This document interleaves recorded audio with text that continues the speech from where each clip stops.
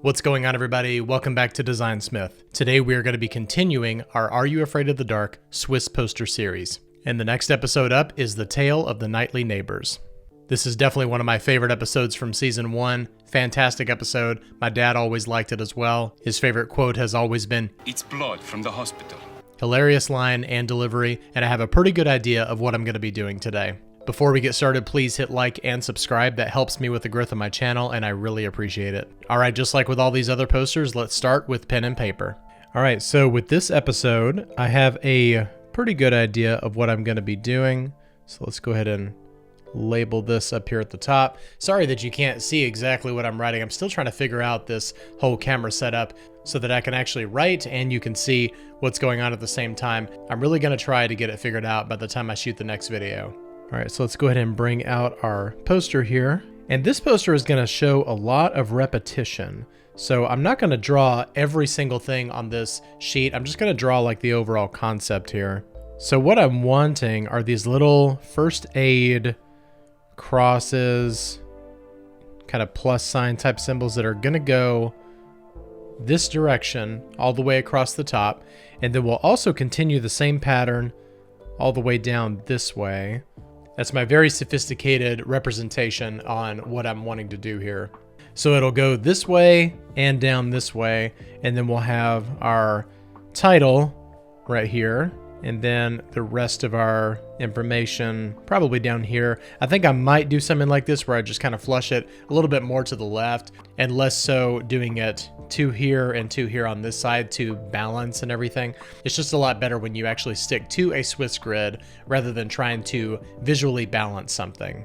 And then I forgot to mention this, on the inside of these plus symbols right here that's going to be going across, on the inside of that, because these are all going to be red and the background is going to be black, and on the inside of these first aid symbols, we're going to clip some vampire teeth on the inside of them. So it's going to kind of go like this, show those fangs like that on the inside of the first aid symbols. So now that we have the concept laid down, let's go ahead and jump into Illustrator and start putting this together. All right, so just like our previous videos, we're going to copy this over so that way we keep the same formatting.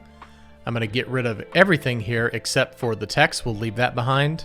And it's just general practice, but I like to design everything before I start coloring everything. So I'm going to change everything to black so that'll make it easier to work with here. And since we lined up this artboard with this artboard, we already have our grid. Okay, so the first thing that we're going to do is create our little first aid symbols, the plus signs. And I'm going to go all the way down to this guide right here. I'm just holding down shift just for the heck of it. There's not really any particular reason for it. So I'm going to divide the width by 4, and that's going to give us a width of a little over 1 inch. So whenever you're wanting to resize just the width or the height, make sure that constrain width and height proportions is unchecked. Otherwise, it will apply the same input to both of those fields. All right, so we're going to select this vertical piece right here. We're going to hit copy and paste in front. And now we're just going to rotate this here, and here is our plus sign. And you'll notice that this does not fit perfectly within this grid, and that is because this is not a perfect square.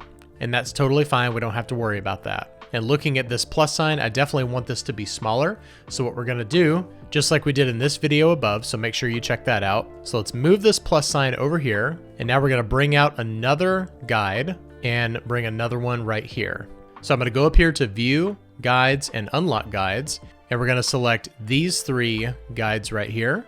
And we're going to go over here to Vertical Distribute Space, click on that. And now these 3 guides are perfectly distributed.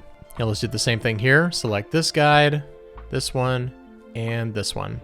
And now we're going to go to Horizontal Distribute Space. And now those are perfectly center. Now we can go back here to View Guides and Lock Guides.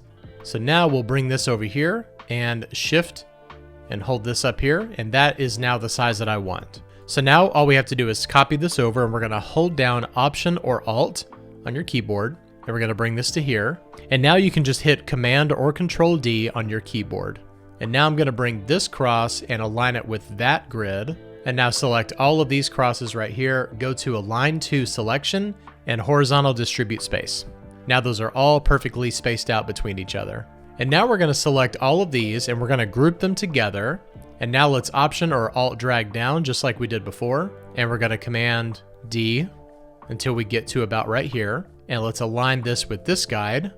And because we grouped these together, we can now select each one of these rows as a group, go to Align to Selection, and Vertical Distribute Space. All right, so now we have to create our fangs. So I'm gonna click and hold down the rectangle tool and go to the star tool.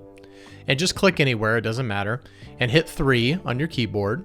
So now this right here is gonna bring up a triangle, and I'm gonna set this up here in the corner where those two guides intersect with each other, and then we can just drag this down here. You don't have to hold Shift, and I'm gonna Option or Alt drag this over here. And now that should be lined up with our guides, but what we can do is zoom in here and make sure that it's perfectly on that path. All right, so now we're gonna hide our guides, and I'm gonna send these fangs to the back temporarily. Now this next part is going to be a lot more helpful if we go ahead and color this poster, and we can always edit those colors later if we want to.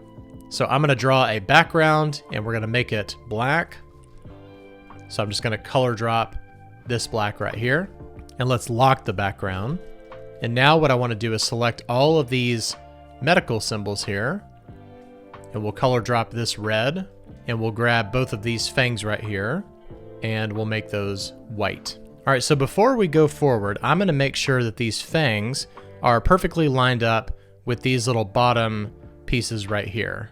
It's just gonna look a lot better if we make sure that they're lined up, and it's totally fine that these are not touching right here, and it's also totally fine that they are slightly outside of the grid. What's more important than aligning to the grid is making sure that everything is nice and symmetrical here. All right, so there's a few things that we need to do in preparation for this now that we have everything laid out exactly as we want. We are gonna select each one of these rows right here and go over here to Pathfinder and click on Unite. And then we're gonna go over here to Object and Compound Path and Make. This is gonna make this whole selection one continuous path as if it's all united together. It's taking it one step further beyond the Pathfinder Unite tool. So for example, if you wanted to apply a gradient, before you do a compound path, that gradient would only apply to each individual cross, but because it's a compound path, that gradient will apply to the entire path across all of this. And I think I'll make a video where I go into a little bit more detail and actually demo that for you. Okay, end of rabbit hole. So let's go ahead and grab both of these fangs and click on Unite and Object, Compound Path, Make. All right, before we do anything else, we need to make a copy of this over here. And now we're gonna select everything that's in this section and click on Command or Control 7. And that's gonna make a clipping mask. So everything that's white within here is only gonna show in these sections right here where those triangles are going. And now we're gonna bring this back over here and we'll align this perfectly right here. Let's zoom in and make sure that it is indeed perfect. And now we'll just bring that all the way to the back and then bring it forward one time. So as you can see, these fangs are nicely on the inside of those medical symbols right there. All right, so now let's just update the episode information. This one was told by Betty Ann. It is episode 8. And let's see how good I am at math here. I'm gonna guess October 2nd. I'm terrible at math. It was October 3rd. And I'm not even gonna try to pronounce the director's name there. Okay, so I wanted to try a slightly different layout here. So why don't we do this where we bring this up here. And we need that baseline to fit right there on that guide. And this needs to come over here a little bit. We've got a horizontal ascender here. We've got to line that up. And I want to try this kind of grid thing that we've got going on here. We'll bring this down to this grid, do our alignment right there. And I think that we're going to need another subquadrant here. And then we can align the top of that type right there to that guide, and then we'll do the same thing over here. And since we are aligned to the furthest left, we'll do the same on this side. Remember that O has a horizontal ascender, so we are lining up this one. And now we'll bring the baseline of the bottom line to this guide, and then over here on the left side, that J is a horizontal ascender, so let's bring this D right there. All right, so we're a little bit cramped with the vertical space, but I think it's fine. I think overall it is looking very good.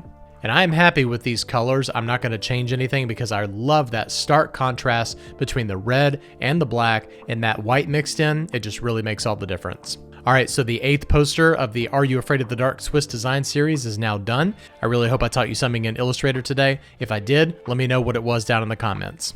Please remember to hit like and subscribe. That really helps me out with the YouTube algorithm. Thank you so much for watching, and I'll see you next time. Bye-bye.